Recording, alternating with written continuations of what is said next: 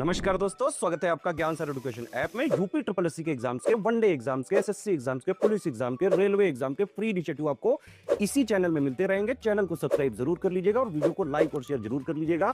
और हमारे ऐप ज्ञान सर एजुकेशन ऐप को गूगल प्ले स्टोर से आप इंस्टॉल जरूर कर लीजिएगा। इसमें सारे वनडे के एग्जाम्स के कोर्सेज आपको मिलेंगे बहुत ही कम दामों में।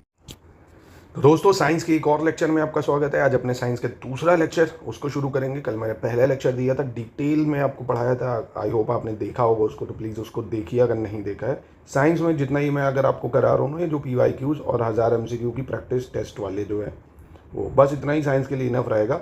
70 से 80% सवाल आप इससे आराम से कर सकते हो अगर आप इतना कर लोगे अच्छे से। ठीक है, तो बिना देरी के पहला सवाल है, कौन सा सही है? ठीक है, रेडियो की खोज किसने की? स्कूटर, लिफ्ट और इलेक्ट्रिक फैन। ठीक, तो रेडियो की खोज मैक्रोनी ने करी, ये वाला बिल्कुल सही स्टेटमेंट है। ठीक है, और इलेक्ट्रिक फ़ैन की बात करें अगर, तो इलेक्ट्रिक फ़ैन की शुरुआत मतलब खोज करी थी स्कॉट व्हीलर जो थे, है ना, इन्होंने करी थी, स्कॉट व्हीलर ने। और लिफ्ट की बात करें अगर, तो एलिशा जो ओटिस थे, एलिशा ओटिस, इनके द्वारा इसकी खोज करी गई थी। स्कूटर की बात करें अगर, तो स्कूटर की खोज करी थी Karl von Drais. Karl von Drais, Germany के थे ये, कार्ल वॉन डैरिश। तो scooter Karl von Drais, lift Elisha Otis और स्कॉट व्हीलर ने इलेक्ट्रिक फैन। ठीक है, चलिए अगला है ओजोन परत की मोटाई मापी जाती है। थिकनेस ऑफ ओजोन हम किस में मेज़र करते हैं? तो डॉप्सन यूनिट में मेज़र करते हैं ओजोन की थिकनेस। ओजोन पाई कहाँ जाती है? समताप मंडल या स्ट्रेटोस्फेयर में। और ओजोन डे कब मनाते हैं? 16 सितंबर को मनाते हैं। ठीक है, चलो अगला प्रश्न देख लेते हैं। नीचे दिए गए 3 शब्द किस नियम से जुड़े हैं? 3 word given below are related one another in some way. तो किससे जुड़े हुए हैं? पोटैटो, कैरेट, रेडिश और ब्रिंजल, टमाटर, भिंडी, शलजम, इनमें से। यानी दिए हुए शब्दों में कौन सा शब्द उसी नियम से जुड़ा है जो इसे। तो देखो, शलजम है, जैसे आलू, गाजर, मूली अंदर होती है धरती के, वैसे ही शलजम भी होता है, टर्निप। शुष्क बर्फ क्या होती है? ड्राई आइस क्या होती है भाई? तो ड्राई आइस किसको बोलते हैं? जो सॉलिड फॉर्म होता है CO2 का, CO2 का सॉलिड फॉर्म को बोलते हैं ड्राई आइस, है ना। सॉलिड कार्बन डाइऑक्साइड को ड्राई आइस बोला जाता है। इसके बाद निम्नलिखित युग्मों में से कौन सा एक सही नहीं है बताना है। Which of the following is not correctly match? तो फ्रियॉन रेफ्रिजरेशन में भरी जाती है, आयोडोफॉर्म एंटीसेप्टिक में, और ट्राई नाइट्रोग्लिसरीन एक्सप्लोसिव में, और यानी विस्फोटक में, और टेफ्लॉन जिलेटिन में। तो यहाँ पे देखिए, जो टेफ्लॉन है ये गलत है, जेलेटिन नहीं होगा यूज़, है ना, क्योंकि जेलेटिन तो बात करें अगर तो एक तरह से कोलेजन होता है, प्रोटीन होता है ये, है ना, जो फार्मास्यूटिकल कंपनी यूज़ करती है दवा वगैरह बनाने में। और टेफ्लॉन आपको पता है नॉन स्टिकी कुकवेयर जो वगैरह जो होते हैं ना, उसमें यूज़ किया जाता है, जिससे चिपके ना खाना। ठीक है, बाकी फ्रियॉन गैस रेफ्रिजरेशन में यूज़ होती है, एंटीसेप्टिक, आयोडोफॉर्म, एक्सप्लोसिव, ट्राइनाइट्रोग्लिसरीन। अगला देख लेते हैं, BOD बायोलॉजिकल ऑक्सीजन डिमांड। ये measure of, it is a measure of, मतलब ये क्या मेजर करता है ये आपको बताना है। तो ऑप्शन देखिए, organic matter in water, pathogen present in water, inorganic, या ऑक्सीजन। यानी जल में कार्बन पदार्थ उपस्थित है, जल में रोगाणु, जल में कार्बनिक पदार्थ, या उपस्थित ऑक्सीजन। तो BOD जो मेज़र करता है, मेज़र पूछ रहा है ना, तो वो ऑक्सीजन कितना है पानी में ये बताता है ना, कि ये जो जल है जैसे इसमें ऑक्सीजन की प्रेजेंस कितनी है। अब अगर जल बहुत ज़्यादा गंदा है, पल्यूटेड है, तो ऑक्सीजन की जो प्रेजेंस होगी वो क्या हो जाएगी? कम हो जाएगी। क्यों?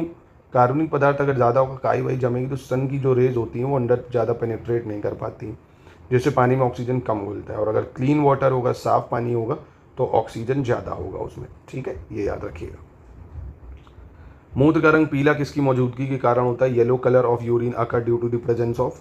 तो पीला किसके कारण हो जाता है? ये यूरोक्रोम की वजह से ना, मूत्र का रंग पीला हो जाता है यूरोक्रोम। किसकी वजह से? यूरोक्रोम। फिर 58 में मैचिंग करनी है, फिजिकल क्वांटिटी है और SI यूनिट है, प्रेशर, फोर्स, टेम्परेचर, एनर्जी। तो प्रेशर की SI यूनिट पास्कल होती है, फोर्स की SI यूनिट क्या होती है? न्यूटन होती है, टेम्परेचर की SI यूनिट क्या होती है भाई? केल्विन होती है, एनर्जी की जूल होती है। ठीक है, एनर्जी की क्या होती है? जूल होती है। तो इसका सही उत्तर क्या हो जाएगा? आपका D हो जाएगा। ठीक है, चलिए अगला देख लेते हैं क्या कह रहे हैं। निम्नलिखित में से कौन पित्तनाशक नहीं है? Which of the following is not an antacid? तो sodium hydrogen carbonate, sodium carbonate, और हिस्टामाइन, और मैग्नीशियम हाइड्रोक्साइड। कौन पित्तनाशक इनमें से नहीं होगा? तो इनमें से पित्तनाशक सोडियम कार्बोनेट जो है ये पित्तनाशक नहीं होगा। बाकी एंटा एसिड, क्योंकि ये सब बेस हैं, है ना, बेस हैं ये, OH है, इसलिए ये क्या हो जाएंगे? आपके एंटा एसिड हैं। फिर कह रहे हैं दूध, चीज़ एवं अंडे किन विटामिन के स्रोत होते हैं भैया? तो दूध, चीज़, एग्स, इन सबसे कौन सा विटामिन मिलता है? तो विटामिन ए और डी प्राप्त होता है, इससे विटामिन ए और डी। फिर कह रहा है the immune protein which protect the cell from viral infection, प्रतिरक्षी प्रोटीन जो कोशिकाओं की विषाणु संक्रमण से रक्षा करता है, वो कौन सा है भाई जो विषाणु संक्रमण से रक्षा करता है? तो इसका सही उत्तर क्या हो जाएगा? ये हो जाएगा आपका इंटरफेरॉन। क्या हो जाएगा? Interferon. Immune protein which protect cell from viral infection, तो यह है इंटरफेरॉन। इसके बाद कह रहा है which of the following metal is not stored in oil, निम्नलिखित में से कौन सी धातु तेल में संग्रहित नहीं की जाती है? तो कौन सी धातु तेल में संग्रहित नहीं की जा सकती? लिथियम, सोडियम, पोटेशियम, मैग्नीशियम में हम लोग मैग्नीशियम को नहीं कर सकते। इन सबको स्टोर करते ऑयल में क्योंकि बहुत ज़्यादा रिएक्टिव होती हैं, है ना। क्यों रिएक्टिव है? आपने बचपन में रिएक्टिविटी सीरीज पढ़ी होगी, ये वाली। केदारनाथ का माली आलू ज़रा फीके पकाता है ना। जैसे जैसे नीचे जाओगे ना, इनकी रिएक्टिविटी यानी जो इनकी प्रतिक्रिया है ना वो कम होती चली जाती, रिएक्शन करने की क्षमता। यानी पोटेशियम सबसे ज़्यादा क्या है? रिएक्टिव। फिर सोडियम सबसे ज़्यादा रिएक्टिव है। इवन सोडियम को अगर आप हाथ में भी रखोगे ना तो हवा से जैसे ही हवा लगेगी तुरंत जल जाएगा वो, इसलिए उसको केरोसिन में डाल के रखते हैं, है ना। तो ये हाईली रिएक्टिव हो गए। मैग्नीशियम नहीं होगा, ठीक है। ठीक है, तो मैग्नीशियम को तेल में संग्रहित करने की आवश्यकता नहीं पड़ती है। फिर कह रहा है स्टैटिन जिसका प्रयोग रक्त में कोलेस्ट्रॉल स्तर कम करने हेतु होता है, उत्पन्न किया जाता है। Statin which are use to lower the cholesterol level in the blood produce by, कैसे प्रोड्यूस होता है ये स्टैटिन्स? तो ये प्रोड्यूस होता है खामीर से या यीस्ट से, है ना। स्टैटिन किसके द्वारा प्रोड्यूस होता है? खामीर या ईस्ट द्वारा, ठीक है। फिर कह रहा है निम्नलिखित बहुलकों में से कौन सा एक जैव निम्नीकरण बहुलक है? Which of the following polymer is biodegradable polymer? तो बायोडिग्रेडेबल मतलब जो जैसे धरती में डाला तो वो उसी में मिल जाए, घुल जाए एक तरह से। तो कौन सा पॉलीमर है? डायरेक्ट फैक्ट है, ये आपको रटने की कोशिश करनी है। नायलॉन 2 नायलॉन 6, नायलॉन 2 से नायलॉन 6 तक ये कैसे हैं? बायोडिग्रेडेबल पॉलीमर है। इंपॉर्टेंट है, याद रखने लायक है, ठीक है। चलो अगला देख लेते हैं, मैचिंग करनी है अगले में आपको। कौन सा सही सुमेलित है? कह रहा है which of the following is correctly match? Biodegradable waste chlorofluorocarbon. Ozone की कमी से यूवी किरणों से रक्षा, ओजोन डिप्लीशन से क्या होता है? प्रोटेक्शन मिलती है यूवी रेज से। इकोसिस्टम सोलर एनर्जी पर डिपेंड है और बायोडिग्रेडेबल है पॉलीथीन। बताओ कितना आसान प्रश्न है कि नहीं? तो आराम से पता है पूरा इकोसिस्टम हमारा सोलर एनर्जी पे ही, अगर सूर्य नहीं होगा तो कोई इकोसिस्टम नहीं चलेगा, ठीक है। बिल्कुल सही है भाई। अब बायोडिग्रेडेबल वेस्ट अगर बात करें तो कौन सा होता है बायोडिग्रेडेबल वेस्ट? जैसे जो घुल जाए उसमें ना, घुल जाए पूरी तरह से। ओजोन की कमी से होता है क्या? प्रोटेक्शन मिलती है? नहीं भाई, वो तो और हार्म करेगी हमको, है ना। चलो निम्नलिखित में से कौन से जीव समूह की सर्वाधिक जैव विविधता होती है? Which of the following group of organism has highest biodiversity? तो ये मैं आपको ज्योग्राफी में भी कराया था मैंने कि जो फंजाई होती है सबसे ज़्यादा बायोडाइवर्सिटी इसी की होती है, फंजाई की या कवक की। अगला देख लेते हैं हाइड्रोफोनिक्स क्या होता है, ये बताना है। हाइड्रोफोनिक्स क्या है? तो जलीय पादप संवर्धन या एक्वाटिक प्लांट कल्चर, है ना, जो पानी में होते हैं ना। हाइड्रो मतलब वाटर, जैसे हाइड्रो इलेक्ट्रिसिटी होता है ना, पानी से बनते हैं, ऐसे हाइड्रोफोनिक मतलब पानी वाले जो प्लांट होते हैं ना, जलीय पादप संवर्धन। फल सेब में कौन सा अम्ल होता है भाई, है ना। एप्पल में कौन सा एसिड पाया जाता है एप्पल में? तो बहुत ही मतलब बेसिक सवाल है, मैलिक एसिड होता है एप्पल में। कौन सा होता है? मैलिक एसिड होता है सेब में। अगला है मृग तृष्णा का बनना उदाहरण है मिराज जो होता है। मृग तृष्णा ये किस लिए होता है? मतलब मृग तृष्णा refraction, diffraction, total internal reflection या डिस्पर्जन। अब मिराज का मतलब मृग तृष्णा ऐसे समझो जैसे आप दूर चलते हो ना, मतलब आप देखोगे धूप में अगर कभी कार चलाओगे, राजस्थान अगर नहीं गए हो तो आपको दूर दिखेगा रोड पे पानी भरा हुआ है ना, पर ऐसा कुछ नहीं होता। जैसे पास जाते हैं वो गायब हो जाता है ना, इसलिए मृग तृष्णा यानी मृग का जो भ्रम है वो कहा जाता है ना। तो ये टोटल इंटरनल रिफ्लेक्शन की वजह से होता है। एक ब्लैक बॉडी नहीं करती है, ब्लैक बॉडी डज नॉट विकिरण का उत्सर्जन, अवशोषण, अपवर्तन या इनमें से कोई नहीं। यानी emit radiation, absorb radiation, reflect radiation. तो आसान है, तभी आप देखो गर्मी में लोग जो होते हैं वाइट पहनना पसंद करते, ब्लैक नहीं, है ना। क्योंकि ब्लैक बॉडी जो होती है वो डज नॉट इमिट रेडिएशन, विकिरण का उत्सर्जन नहीं करती है, क्योंकि एब्जॉर्ब कर लेती है, रिफ्लेक्ट कर लेती है ना, वापस से उत्सर्जन नहीं करेगी। अगला है मिनीमाता रोग का कारण क्या है? व्हाट इज़ मिनीमाता डिसीज, जिसको लेके हमने मिनीमाता कन्वेंशन भी कर रखा है। तो ये क्या है भाई? मर्करी पल्यूटेड वाटर, है ना। मर्करी से होने वाले जो रोग है उसके लिए मिनीमाता कन्वेंशन है। तो मरकरी प्रदूषित जल अगर आप कंज्यूम करते हैं तो मिनमाता रोग हो सकता है। शुद्ध जल का पीएच मान कितना होता है, पीएच वैल्यू क्या होगा प्योर वाटर का, तो पीएच वैल्यू क्या होती है प्योर वाटर की 7 होती है, ठीक है।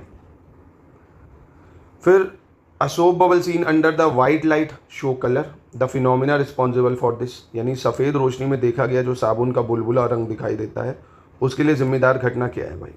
तो क्या होती है उसके लिए जिम्मेदार घटना, इंटरफेरेंस या व्यतिकरण। क्या होती है, इंटरफेरेंस या व्यतिकरण के कारण वो बुलबुला के जो कलर हैं वो दिखाई देते हैं ना, ठीक है। चलिए, number of chambers in the human heart, मानव हृदय में कक्षों की संख्या कितनी होती है। ठीक है, मानव हृदय में 4 चैम्बर हैं, ठीक है। एक राइट आर्ट्रियम होता है, यानी राइट और लेफ्ट आर्ट्रियम होता है, राइट ऑफ लेफ्ट आर्ट्रियम, और राइट ऑफ लेफ्ट वेंट्रिकल भी होता है ना, ये दो होते हैं 4, ठीक है। चलो, अगला है शहद के व्यावसायिक उत्पादन के लिए मधुमक्खी के वैज्ञानिक प्रबंधन के रूप में जाना जाता है। Scientific management of honey bee for commercial production of honey is known as, है ना, जो मतलब मधुमक्खी को पालते हैं शहद वगैरह के लिए, इस पूरे प्रोसेस को एपीकल्चर कहा जाता है ना। शहद के व्यावसायिक उत्पादन के लिए जो हम लोग मधुमक्खी के वैज्ञानिक प्रबंधन को जानते हैं वो है एपीकल्चर। और सेरिकल्चर आप सभी को पता है, process of farming silk form to produce silk, है ना, सिल्क को पालना भाई सिल्क बनाने के लिए। मोरिकल्चर मलबरी प्लांट जो होते हैं, है ना, उनका प्रोडक्शन करना, यानी शहतूत जो होता है ना उसकी कृषि करना सिल्क के लिए। और ऐसे ही लैक कल्चर, एक लैक इंसेक्ट होता है उसको पालने के लिए किया जाता है, ठीक है। चलिए अगला देख लेते हैं 76, कह रहा सुपरसोनिक प्लेन फ्लाई, पराध्वनिक विमान कहाँ पर उड़ते हैं ये बताना है। तो पराध्वनिक विमान कहाँ उड़ेंगे, ध्वनि की चाल से अधिक चाल से, यानी speed greater than speed of sound. और स्पीड ऑफ साउंड कितना होता है 343 मीटर पर सेकंड एयर में होता है ना। फिर पानी में थोड़ा ज़्यादा होगा, सॉलिड में और ज़्यादा होगा, है ना। तो सुपरसोनिक प्लेन जितने भी हैं वो साउंड की स्पीड से ज़्यादा तेज़ी से उड़ते हैं।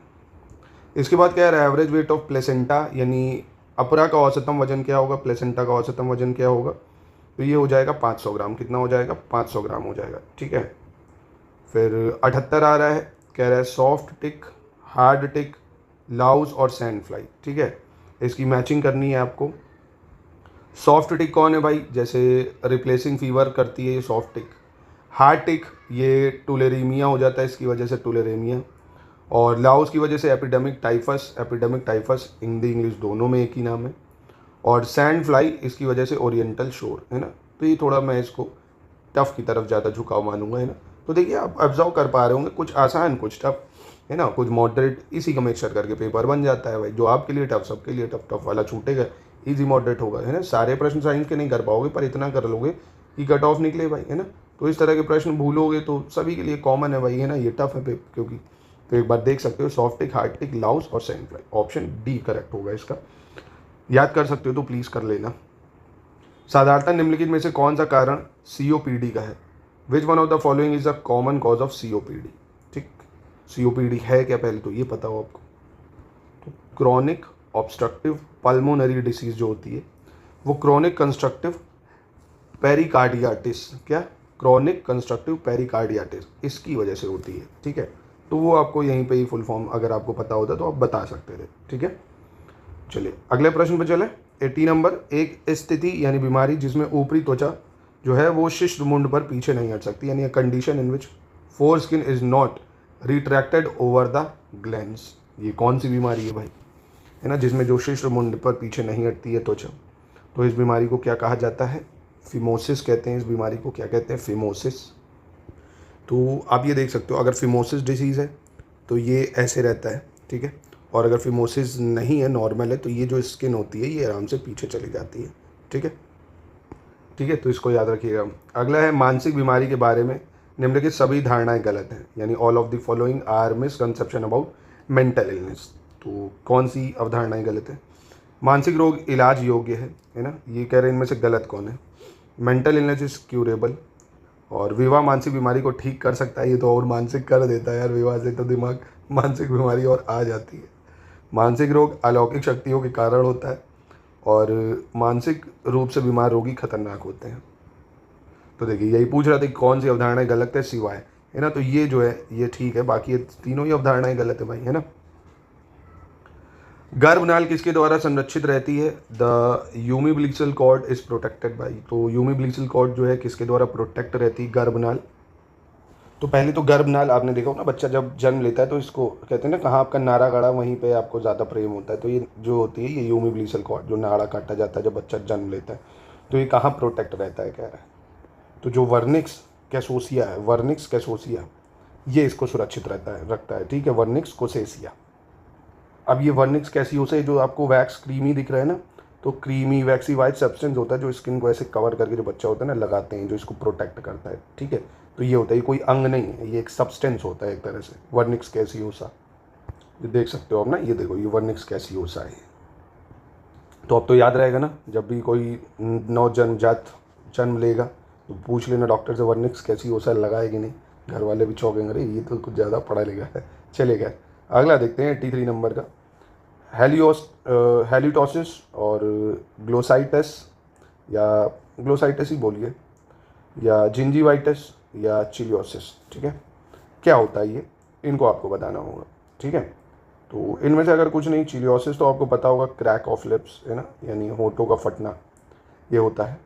और हेलिटोसिस की बात करें तो बैड ब्रीथ, यानी मुंह से दुर्गंध आती है, बहुत मुंह से क्या आती है, दुर्गंध आती है।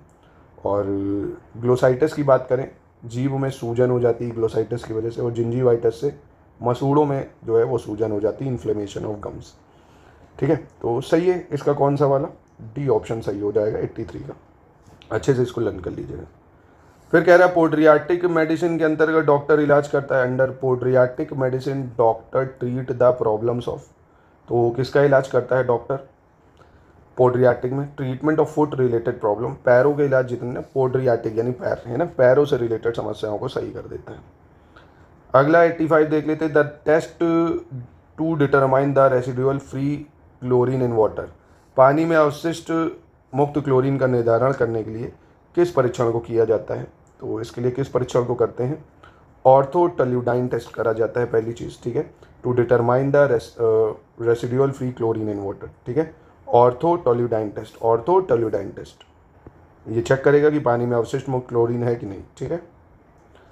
Antibody which can not cross the placenta, antibody जो प्लेसेंटा को पार नहीं कर सकता है, वो क्या होता है, एंटीबॉडी जो प्लेसेंटा को पार नहीं करता है, तो वैक्सीन होती है आईजीजी, ठीक है, आईजीजी, ठीक है।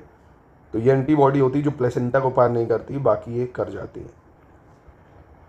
इनमें से कौन गर्भ निरोधक की अंतिम विधि है, which of the following is a terminal method of कंट्रसेप्शन, ठीक है। गर्भ निरोधक यानी गर्भ को आपको रोकना है, तो इसकी अंतिम विधि क्या होगी, तो इसकी अंतिम विधि क्या होगी भाई, पुरुष नसबंदी करा दो भाई, कर ही नहीं पाएगा है ना, मेल स्टेरिलाइजेशन भैया, ठीक है। किसी तरह से गर्भ धारण करने की क्षमता जो है स्त्री को प्रदान नहीं कर पाएगा अगर मेल स्टेरिलाइजेशन कर दिया आपने।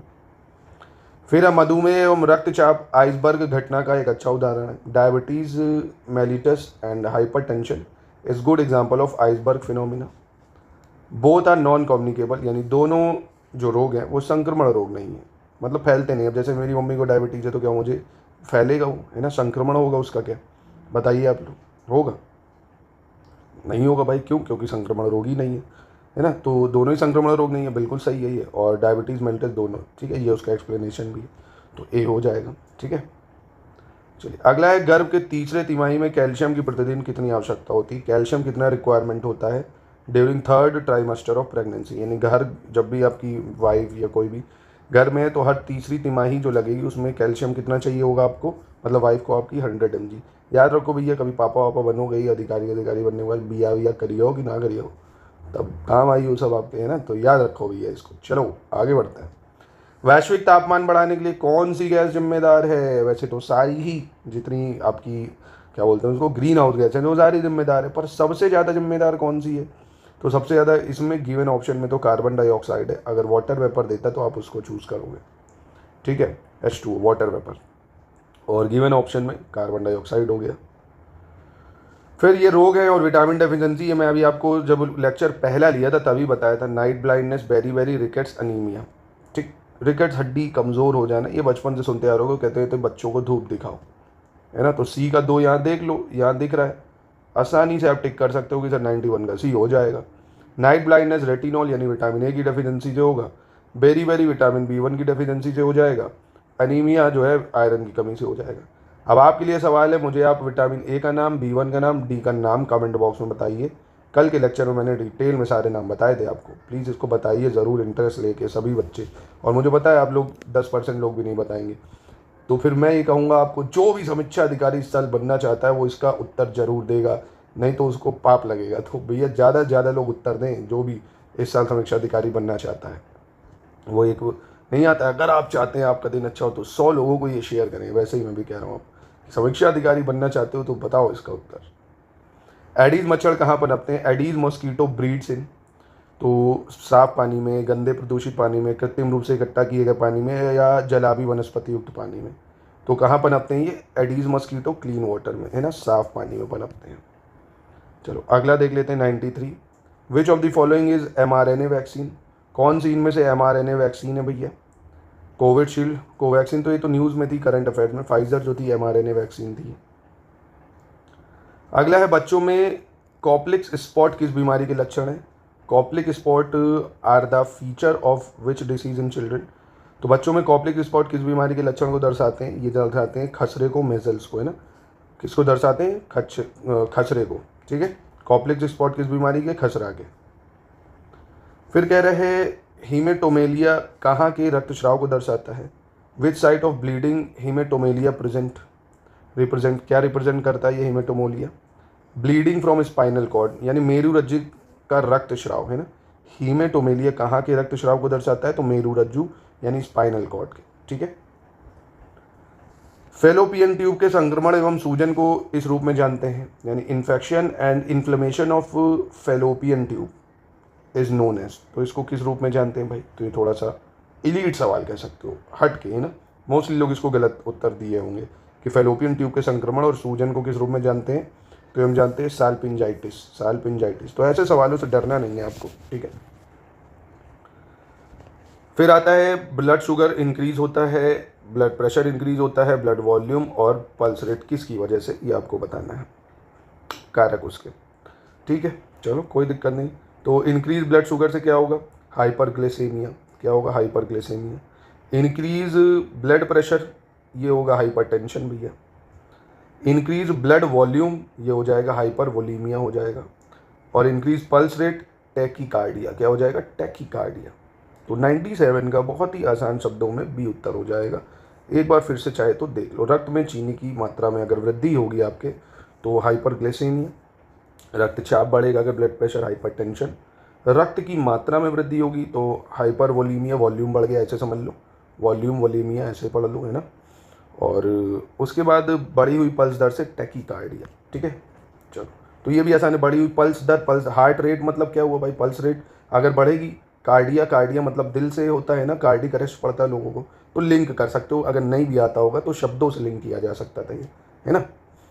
चलो फिर विच of the following not correctly match, ये आप ही बताओगे, ये तो मैं नहीं बताऊंगा क्योंकि बहुत आसान है। Beri thiamine, pellagra niacin, scurvy ascorbic acid, neutral tube defect, पैरिडॉक्सिन।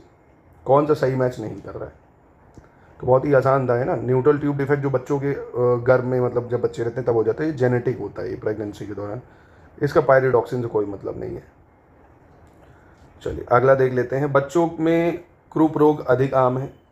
Croup disease in children is more common in, गर्मियों में, बसंत में, बारिश में या सर्दियों में? तो क्रूप डिसीज कब होती? तो ये सर्दियों में बच्चों को होती नहीं, गला वाला जाम हो जाता है, काफ़ी ज़्यादा ड्राई कफ हो जाता है ना, तो उसमें होती है ये। चलिए अगला देख लेते हैं। बर्जर्स बीमारी है, बर्जर्स डिसीज इज किस चीज़ की है भैया? बर्जर्स बीमारी, तो ये है थ्रोम्बोएंजाइटिस ओब्लियंटेरस। क्या है? थ्रोम्बोएंजाइटिस ओब्लियंटेरस। तो पहले तो देखो बर्जर डिसीज़ ये होती है, हाथ देख लो लगता है कि कोयले में काम करके आए हो ना, ये सब हाथ ऐसे होने लगते हैं जैसे खून काला पड़ गया है यहाँ पे, ठीक है, ये पूरा होता है। और ये सब होता है टोबैको की यूज़ से। अगर आप बहुत ज़्यादा टोबैको कंज्यूम करेंगे तो ब्लड क्लॉटिंग होने लगेगी। और देखिए वाइन, विस्की, ये सब तो आप डिटॉक्स भी कर सकते हो लिवर को, पर ये सिगरेट डिटॉक्स नहीं होती, सब धुआं भरता जाता है आपके गालों तक में, स्किन भी बहुत ब्लैक पड़ने लगती है, लिप्स काले होंगे। तो टोबैको से आप जितना बचना सकते हैं उतना बचिए, ठीक है। नो स्मोकिंग बहुत ही गंदी चीज़ है। चलिए तो यही लेक्चर को करते हैं समाप्ति, मिलते हैं अपने ज्योग्राफी के लेक्चर में अब इसके बाद हम लोग दोस्तों। और SCS की टेस्ट सीरीज़ चल रही है हमारी, जो बचा हुआ समय है उसमें आप टेस्ट सीरीज़ की प्रैक्टिस ज़रूर करिए प्लीज़। और पेड क्विज भी आप कर सकते हो, उसमें आपको मोस्ट एक्सपेक्टेड सवालों की प्रैक्टिस कराई जाएगी। अगर टेस्ट सीरीज़ और क्विज के ही क्वेश्चन आप लगा लोगे ना, अच्छे से लर्न कर लोगे और प्लस PYQ देख लोगे, तो कट ऑफ को ईजिली क्लियर किया जा सकता है बचे हुए समय में।